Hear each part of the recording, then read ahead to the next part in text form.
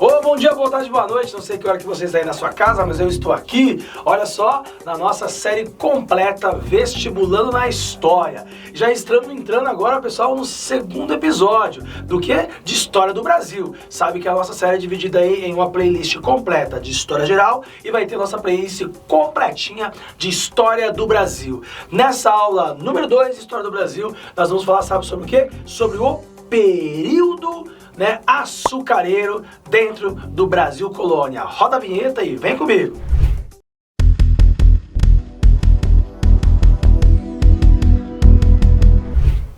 Bom, pessoal, nós estamos então entrando na nossa segunda aula. Falamos na aula anterior sobre a montagem do sistema colonial português e dentro da história do Brasil colônia, estamos então segmentando, como eu falei na aula passada, essas divisões periódicas dentro desse macro período chamado período colonial, que vai de 1500 a 1822. Bom, nesse período que nós vamos chamar de período açucareiro. O período açucareiro, pessoal, tem aí uma data precisa, que nós vamos colocar como datas, factuais. 1534, o que? O começo das capitanias hereditárias. E 1654, o que? A expulsão dos holandeses do Brasil. E aí gerou uma crise, não uma crise da produção açucareira que Portugal parou de produzir açúcar no Brasil. Não é isso. É uma crise de concorrência. É o fim do monopólio português da produção do açúcar. Nesse ponto, a essa data fatídica. Mas podemos então colocar como um período longo, que pega o século XVI e o século XVII, colocando então aí, de uma maneira mais alargada, o famoso período açucareiro. Nós vamos dividir esse estudo, para que você sistematize melhor aí os seus estudos, pessoal, em 3 partes. A primeira parte a gente fala sobre o que é a economia açucareira. A segunda parte a gente fala sobre a sociedade açucareira. E a terceira parte a gente fala sobre as invasões estrangeiras, porque estamos no começo do processo de colonização portuguesa e várias outras nações se interessavam por esse território aqui. Tá aqui? Vamos lá! Parte 1.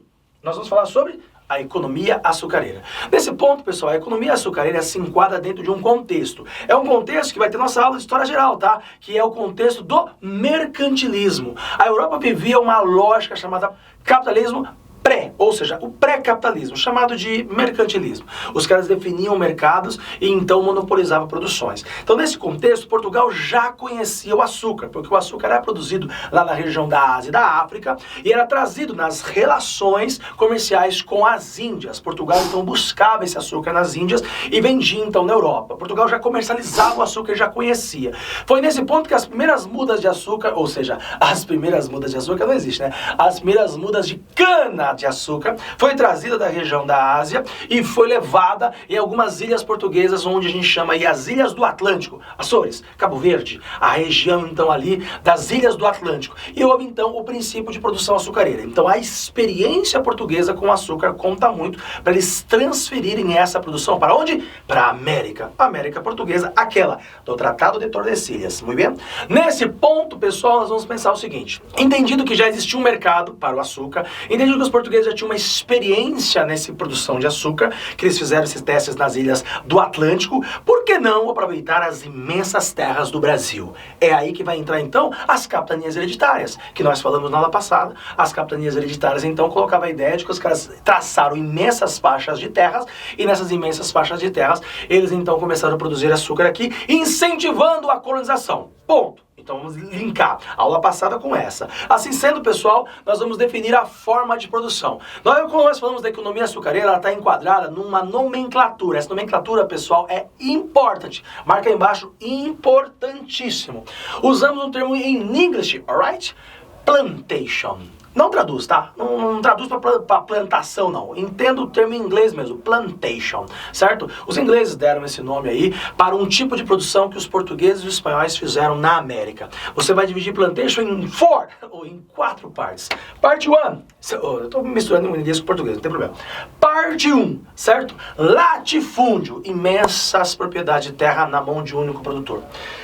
Parte 2, monocultura. Define-se uma única produção, pessoal. Uma única produção, monocultura. A produção, então, do açúcar.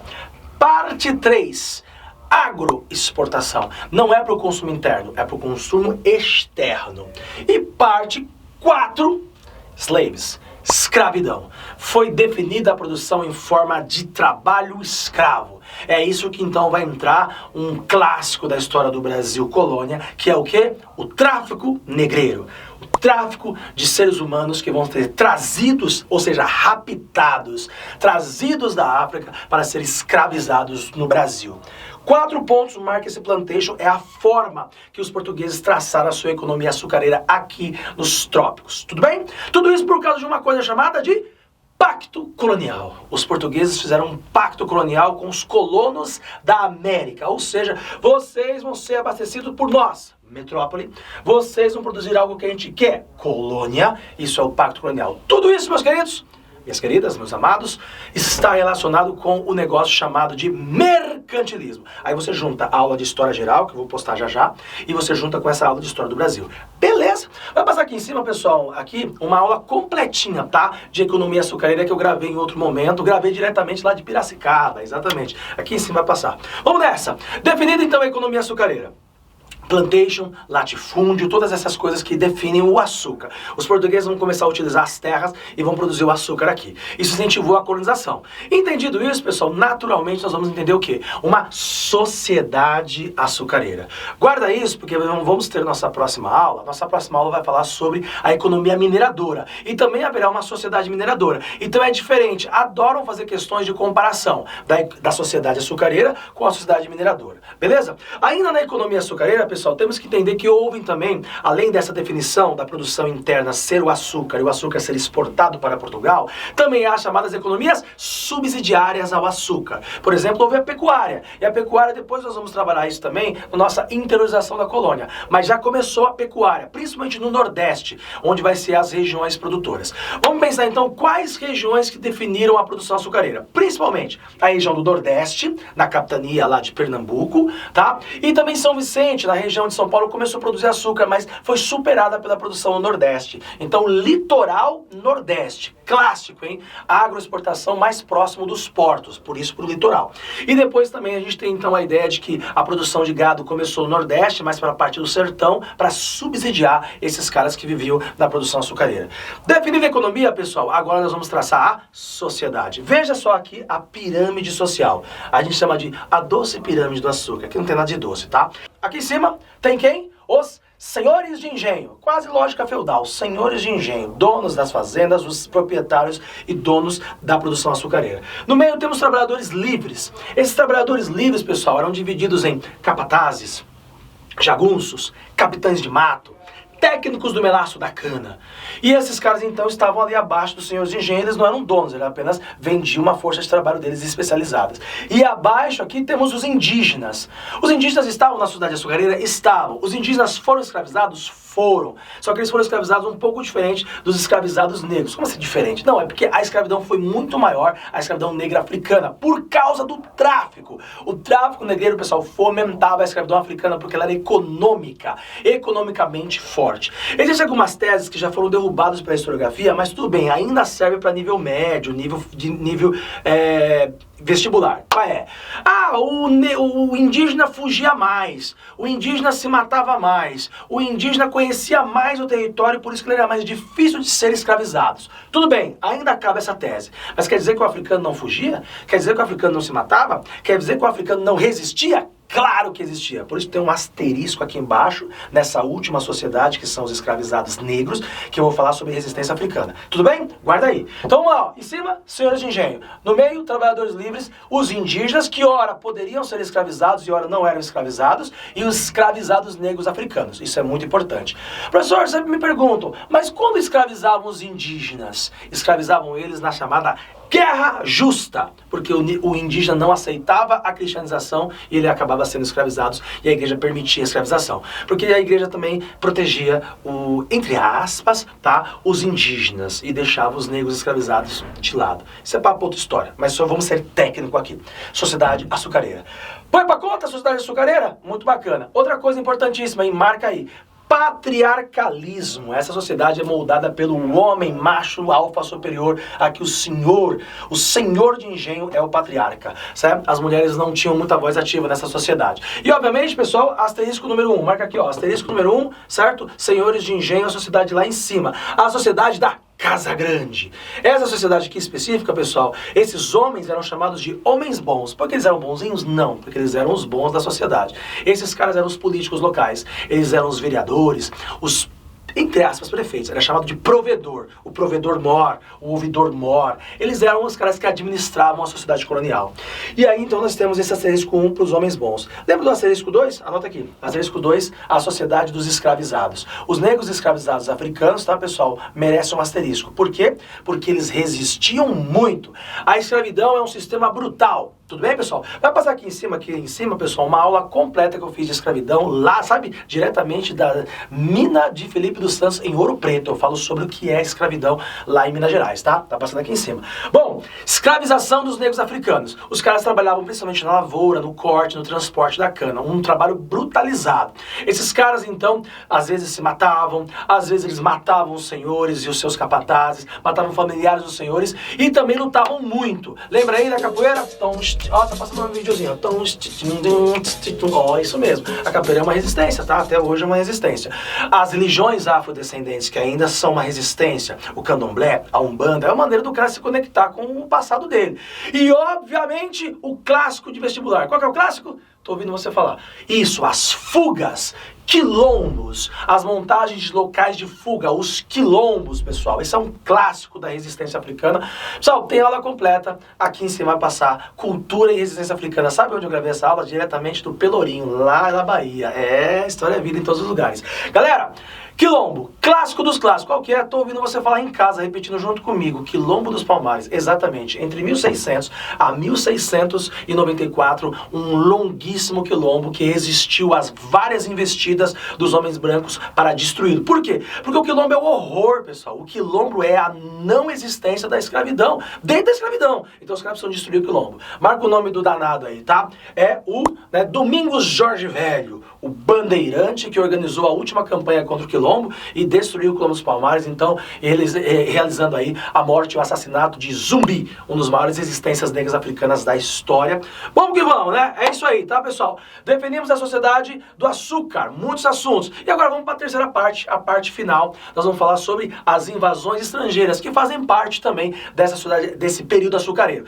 Tem aula completa passando aqui em cima, invasões estrangeiras gravada diretamente, sabe onde? De Olinda, exatamente lá em Pernambuco eu gravei invasões estrangeiras, o clássico é os holandeses. Vamos chegar aqui nas invasões estrangeiras, vem comigo pra gente fechar esse resumão de período colonial açucareiro. Adoro esse tema, pessoal, vem comigo. Olha só, vamos traçar o tema 3. As invasões estrangeiras é uma sociedade também. Então você pode colocar dentro da sociedade do período açucareiro. E um dos motivos é justamente essa ideia de que estava sendo muito vista o período açucareiro aqui para a Europa. E muita gente se interessou por esse território. Vamos voltar um pouquinho para trás. Nós temos os primeiros caras a quererem pegar território aqui do Brasil. Quem são eles? Franceses. Os franceses fizeram 2 ocupações. Marca aí. Aqui em cima, ó. França Antártica. No caso é mais aí embaixo, né? Que seria Rio de Janeiro. Mas só para você saber aqui, para você me localizar. França Antártica, a primeira invasão estrangeira francesa. Quando? 1555 a 1567. Foi durante aquele período dos governos gerais. Foi lá do governo Duarte da Costa, aquele bagunçado. E aí os franceses então ocuparam a região da Baía de Guanabara, no Rio de Janeiro. Qual é a intenção desta ocupação? Povoamento. Nicolau Durand de Villagnon, né? Esse cara aí, um colono francês protestante, pirata, os pirata, eles chegaram aqui e pegaram uma região vazia do Brasil, que era a região da Baía de Guanabara. Obviamente que os portugueses não gostaram disso, eles também começaram a se aliar com aqueles indígenas rebeldes, lembra disso? Confederação dos Tamoios, os índios rebeldes que se aliaram com os franceses. Deu uma guerra danada, os franceses foram expulsos. Guarda isso, tá? Nessa primeira ocupação francesa, era uma questão de que eles não aceitavam o Tratado de Tordesilhas, eles queriam fazer um povoamento desse território, porque estavam fugindo de guerras religiosas lá na Europa. Ou seja, vai ter nossa aula de História Geral, falando sobre reformas religiosas. Linka aí, pessoal. Não pensa desconectado. Tá acontecendo na História Geral, tá acontecendo na História do Brasil. Primeira invasão francesa, guarda lá. França Antártica, no Rio de Janeiro, e foi uma colônia de povoamento. A segunda invasão francesa é chamada de França Equinocial. Lembra do equinócio, linha do Equador, tá? Maranhão, lá no Maranhão, em 1612 a 1615, a segunda invasão francesa. Diferente da primeira, não foi uma colônia de povoamento, foi uma rixa, porque nós estamos falando do período da União Ibérica. Portugal e Espanha a mesma coisa. Entre 1580 a 1640, Portugal e Espanha a mesma coisa. Então, os inimigos da Espanha passam a ser inimigos de Portugal também. E nesse caso, a França era inimigo da Espanha e então orquestrou uma ocupação. Maranhão, fundaram lá, né, em cima de um forte chamado Forte São Luís do Maranhão, homenagem ao rei francês Luís IX. E nesse ponto, tá, é interessante isso. Quem expulsou os franceses do Maranhão não foi o governo português, como aconteceu lá na primeira invasão na França Antártica. Foi os próprios colonos brasileiros entre aspas, tá? Colonos portugueses do Brasil. E aí você guarda o nome de Jerônimo de Albuquerque. Jerônimo de Albuquerque é um grande nome da expulsão dos franceses lá da região do Maranhão. Eles tomaram o Forte São Luís, que vai dar a base da fundação da capital de São Luís, que vai ser então aí a capital do Maranhão. Franceses foram embora do Brasil. Bom, temos um segundo grupo que invadiu o Brasil, que é os ingleses. Eles não chegaram a tomar territórios, como os franceses e os mais famosos holandeses. Mas eles fizeram arruaça, piratas em sua grande lógica. Eles vinham pra cá arruaçar o Porto de Santos, arruaçar o Porto de Recife, né? Temos aí um grande nome, né? Aí o pirata Lancaster, esse cara aí vinha várias vezes pra cá. Tem outros nomes famosos, o James Lancaster, um dos principais. Mas então, na ideia, os ingleses nunca ocuparam um território, mas fizeram arruaça. Por quê? Mesma coisa que os franceses, União Ibérica, os ingleses são inimigos dos espanhóis, os espanhóis estão administrando o Brasil e os caras vieram aqui assaltar os portos, são piratas. Agora sim, quem são eles? Os holandeses. Já disse, tem aula completa sobre os holandeses aqui, tá? Olha só, holandeses é o principal. Como é um pouco mais longo, vamos gastar aqui uma maneira de guardar esse conteúdo, tá? Holandeses fizeram duas ocupações no Brasil. Primeira ocupação, 1624 a 1625, aonde? Em Salvador, na Bahia. Os holandeses são forgados, hein, pessoal? Os holandeses foram direto na capital, hein? A capital do Brasil colônia era Salvador. Bom, a história dos holandeses é imbricada com a história da Espanha, porque o território da Holanda não existia. Os holandeses faziam parte do reino espanhol, beleza? E eles estavam numa briga muito longa de independência, que é a chamada Guerra dos 80 Anos. Guerra dos 80 Anos, que vai lá 1568 a 1648, que é a Guerra dos 80 Anos. Os holandeses estavam guerreando contra os espanhóis. E os espanhóis administravam o Brasil. Porra, aí lascou, né? Então, nesse ponto, outra coisa importantíssima, sempre teve uma boa relação entre portugueses e holandeses. Porque os holandeses, pessoal, compravam o açúcar semi-produzido do Brasil, pelos portugueses, refinavam e vendiam na Europa. Então era muito importante a relação portugueses e holandeses. E aí os espanhóis feriram essa produção, por quê? Porque estavam brigadinhos com os holandeses. Então o Felipe II, o rei da Espanha, proibiu que os holandeses então comercializassem o açúcar dos portugueses, porque os espanhóis estavam administrando o Brasil. É nesse ponto, pessoal, que os holandeses falaram, então vamos para o Brasil, vamos dominar o Brasil. Então, de novo, tá? Os holandeses também tinham rivalidades com os espanhóis, de uma maneira mais complexa que os franceses e os ingleses. Bom, invasão número 1, Salvador, entre 1624 e 1625. Não arrumaram muita coisa, foram expulsos daqui rapidamente, ficaram 1 ano e meio e foram embora. Mas aprenderam o caminho, né? Gostaram do caminho, né? E voltaram novamente. A segunda invasão é a mais famosa. Pernambuco, minha terra natal, ô linda, ô Recife, grande alô e grande abraço para vocês. Sou de lá, sou de Pernambuco. Então, pessoal, temos aqui a ideia de que a segunda invasão é 1630 a 1654, bem longa, 24 anos, a maior invasão estrangeira da história do Brasil. E onde? Na região de maior produção de açúcar, galera. Pô, o negócio não foi fácil. 3 momentos. Momento número 1, o momento da Guerra de Ocupação. Isso dura de 1630 a 1637. Os colonos portugueses do Brasil não entenderam muito bem o que os holandeses queriam aqui e resistiram a eles. Mas você fala, e a Espanha em tudo isso? Pô, a Espanha, pessoal, nossa aula de América Espanhola, o que aconteceu? Os caras estão preocupados com o ouro, cara. O ouro do Peru, o ouro da Bolívia, o ouro do México. Ele está preocupado com o açúcar do Brasil. Então, os espanhóis estavam muito ocupados com outras coisas e acabaram, então, perdendo essa ocupação do Brasil.